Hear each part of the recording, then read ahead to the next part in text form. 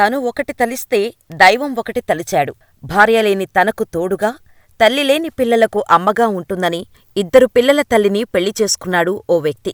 పెళ్లి చాలా అంగరంగ వైభవంగా జరిగింది. పెళ్లి జరిగిన తర్వాత రోజునుంచే కొత్తగా పెళ్లి చేసుకున్న భార్యకు అనారోగ్య సమస్యలు చుట్టుముట్టాయి.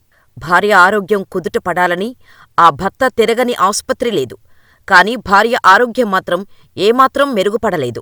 ఒక్కసారిగా ఆ వ్యక్తి పోలీసుల దగ్గరకు వెళ్లి, నా పిల్లలకు నాకు ప్రాణహాని ఉంది, కాపాడండి అని కంప్లైంట్ ఇచ్చాడు. ఆ కంప్లైంట్ చూసి పోలీసులు సైతం ఒక్క క్షణం షాక్ తిన్నారు. అంతలా ఆ కంప్లైంట్లో ఏముంది? భార్యను చూసి భర్త ఎందుకు భయపడుతున్నాడు? తన పిల్లలకు ప్రాణహాని ఉందని రక్షించమని చెప్పేంతగా భార్య భయపెట్టిందా? తెలియాలంటే వాచ్ ది స్టోరీ. ఉత్తరప్రదేశ్లోని మీరట్కు చెందిన ఓ వ్యక్తికి 3 పిల్లలు ఉన్నారు. మొదటి భార్య అనారోగ్య కారణాలతో చనిపోతే పిల్లలకు అన్నీ తానే చూసుకునేవాడు. అంతా సవ్యంగా ఉన్నప్పటికీ కుటుంబ సభ్యులు మరో పెళ్లి చేసుకో, పిల్లలకు తల్లిలేని లోటు ఉండదు, పిల్లలను ఒక్కడివే ఎంతకాలం చూసుకుంటావు అని చెప్పటంతో 3 పిల్లలను పెంచి పెద్ద చేయాలంటే ఆడతోడు అవసరం, నేను ఒక్కడినే పెంచటం చాలా కష్టం అనుకున్నాడు. ఈ క్రమంలో పెళ్లి చేసుకోవటం కోసం సంబంధాలు వెతికాడు. భర్త చనిపోయిన 2 పిల్లల తల్లి పెళ్లి చేసుకోటానికి సిద్ధంగా ఉందని తెలుసుకున్నాడు.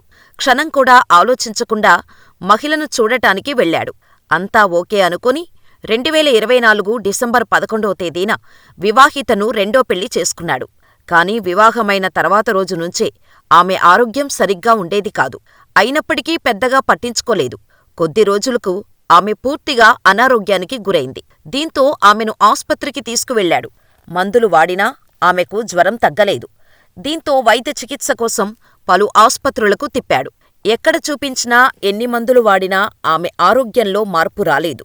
ఆ టైంలో ఓ డాక్టర్ తన భార్యకు ఒక ప్రైవేట్ ఆస్పత్రిలో కొన్ని పరీక్షలు చేయించమని చెబితే చేయించాడు. టెస్టు రిజల్ట్స్ వచ్చాయి. డాక్టర్గారు, నా భార్యకు వచ్చిన ప్రాబ్లమేంటి సార్? తగ్గుతుందా అని అడిగాడు. డాక్టర్ దీనంగా చూస్తూ చెప్పిన మాటలకు ఆ వ్యక్తి ఉన్నచోటనే కూలబడిపోయాడు. టెస్ట్లో భార్యకు హెచ్ఐవి పాజిటివ్ అని రావడమే కాదు, ఆ ఇన్ఫెక్షన్ 3వ దశలో ఉందని తెలుసుకున్న భర్తకు నోట మాట రాలేదు. ఏం చెయ్యాలో అర్థం కాలేదు. ఇంకేం చేస్తాం అనుకుంటూ భార్యను వాళ్ళ పుట్టింట్లో దిగబెట్టేందుకు తీసుకువెళ్లాడు.